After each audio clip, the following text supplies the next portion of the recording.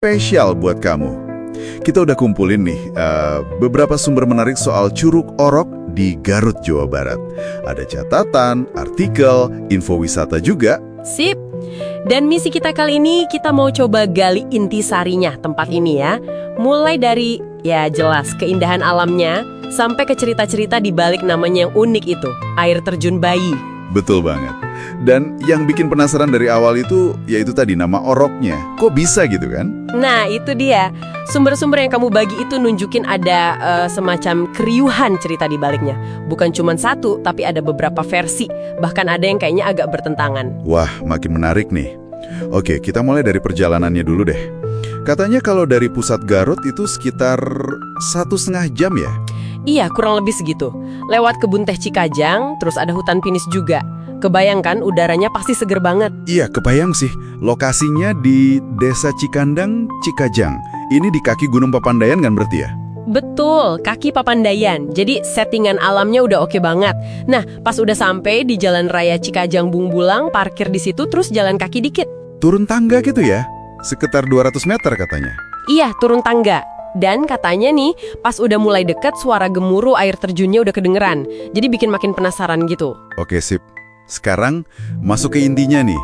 Nama Curug Orok, air terjun bayi.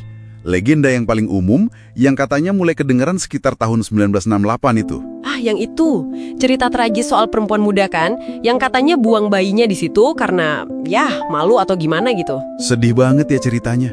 Malah ada yang bilang, dua aliran air terjunnya itu, yang besar sama kecil, itu ibarat ibu dan anaknya. Tapi, nah ini dia yang seru dari sumber-sumbermu. Ada narasi tandingan yang cukup kuat. Malah ada versi yang bilang, legenda tragis itu sengaja dibuat sama Belanda. Hah? Dibuat Belanda? Tunggu. Maksudnya gimana tuh? Buat apa?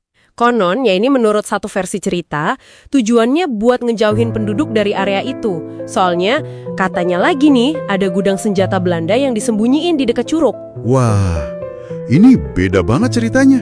Dari tragedi personal, jadi semacam intrik kolonial gitu ya? Iya kan? Mengubah perspektif banget. Terus ada lagi versi lain. Ada lagi, apa tuh? Ada cerita tentang seorang tokoh lokal namanya Mang Ahmad. Katanya dia nemuin bayi di situ dirawat, tapi bayinya nggak selamat. Terus dimakamin dekat curug itu. Versi ini nuansanya lebih ke welas asih gitu ya. Oke, jadi ada versi tragedi, versi intrik Belanda, versi welas asih Mang Ahmad. Lumayan banyak ya lapisannya. Betul. Dan menurutku sih poin pentingnya bukan soal mana yang benar atau salah. Tapi fakta bahwa ada berbagai cerita ini, itu nunjukin kalau tempat ini tuh punya makna yang dalam buat masyarakat di sana. Udah jadi bagian dari cerita mereka, gitu. Setuju. Cara pandang yang menarik. Oke, kita geser dikit ke keindahan fisiknya ya. Air terjun utamanya yang kadang disebut Curug Dewasa, itu tingginya lumayan kan? Sekitar 45 meter. Iya, dan airnya itu dari mata air Gunung Papandayan langsung. Jadi udah pasti jernih dan dingin banget. Khas pegunungan lah. Nah, soal jumlah alirannya ini, ada yang bilang 2, ada yang 3, malah ada yang nyebut 4. Kok bisa beda-beda gitu ya? Kemungkinan besar sih karena faktor musim ya. Debit air kan bisa naik turun. Atau bisa juga tergantung dari sudut mana kita ngelihatnya pas di lokasi. Ya, namanya juga alam, dinamis. Masuk akal sih. Lingkungannya sendiri gimana? Katanya banyak pohon pinus ya? Iya, dominan pinus. Jadi udaranya segar, terus ada aroma khas pinus, ditambah tebing-tebing hijau di sekelilingnya, sama kabut tipis dari percikan air terjun. Katanya kadang ada monyet liar juga keliaran. Wah, komplit ya pengalamannya.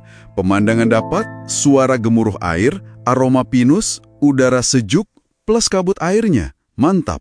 Terus aktivitas buat pengunjung nih, selain foto-foto pastinya kan banyak spot Instagramable tuh. Bisa juga main air atau berenang di kolam alami di bawahnya. Tapi harus hati-hati, soalnya batunya licin. Biasalah ya, kalau di Curug gitu, piknik juga bisa kan? Ada gazebo katanya. Bisa banget, ada area rumput, ada gazebo. Buat yang suka camping, ada camping ground-nya juga ternyata. Fasilitasnya gimana? Udah cukup lengkap belum? Nah, ini menarik. Sumbirmu nyebutin fasilitasnya udah lumayan lengkap. Ada parkir, toilet, warung makan minum, musola, gazebo tadi.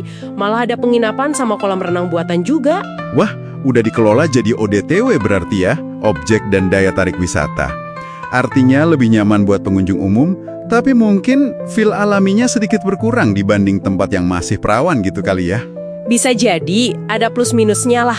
Lebih teratur pastinya. Info praktis nih.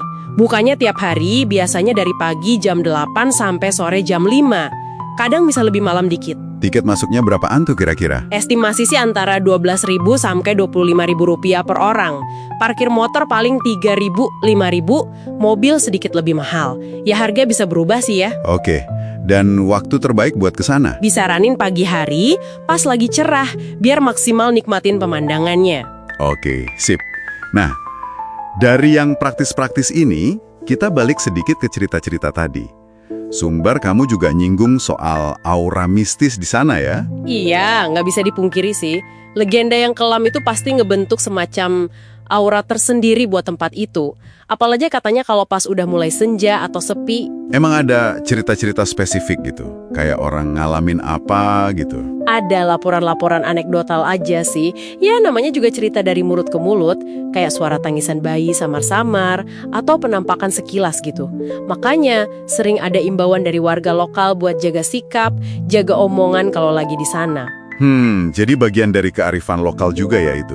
Menghormati tempatnya. Betul, itu nunjukin gimana cerita dan kepercayaan itu bisa banget mempengaruhi cara kita berinteraksi sama suatu tempat. Jadi kalau kita tarik kesimpulan nih dari semua obrolan kita, Curug Orok ini bukan cuma sekedar air terjun indah gitu aja ya?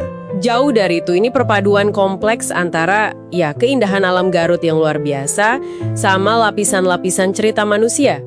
Ada tragedi, ada kemungkinan intrik zaman kolonial, ada juga sisi welas asihnya. Semua campur aduk di satu lokasi. Jadi semacam titik temu antara alam, sejarah lokal, sama folklore Sunda yang masih hidup gitu ya? Tepat banget. Buat kamu yang dengerin, ini bisa jadi lebih dari sekedar info destinasi wisata. Ini kayak studi kasus kecil lah, tentang gimana sih cerita atau narasi itu bisa membentuk cara kita memandang dan merasakan sebuah tempat.